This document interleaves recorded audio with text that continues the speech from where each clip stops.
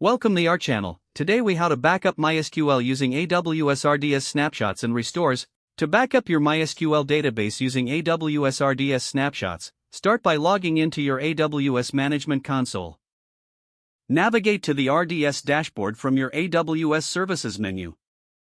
Select the Databases option on the left sidebar to view all your RDS instances. Identify the MySQL instance you wish to backup.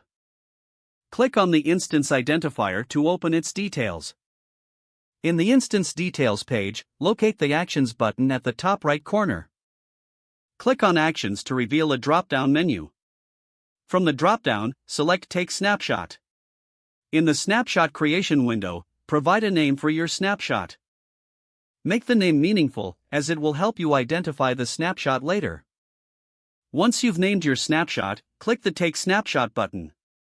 AWS will begin creating a snapshot of your MySQL instance.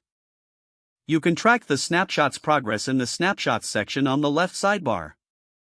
Now, let's move on to restoring a MySQL database from a snapshot. In the RDS dashboard, click on Snapshots in the left sidebar. Find the snapshot you wish to restore from the list. Select the snapshot by clicking on its checkbox. Click on the Actions button that appears at the top right corner of the snapshot list. Choose the Restore Snapshot option from the drop-down menu. You will be redirected to a configuration page for the new DB instance. Here, you can specify the instance identifier for the new database. Adjust other settings as needed, such as instance class and storage type. Review your configurations and click on the Restore DB Instance button. AWS will start the restoration process, which may take some time. You can monitor the recovery progress in the Databases section. Once the status changes to Available, your database has been successfully restored. Congratulations, you have successfully backed up and restored your MySQL database using AWS RDS Snapshots. If the page does not load, refresh the browser or try again in a private or incognito window.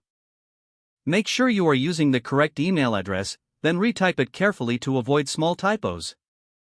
Don't forget to like this video and subscribe to our channel for more step-by-step tech guides.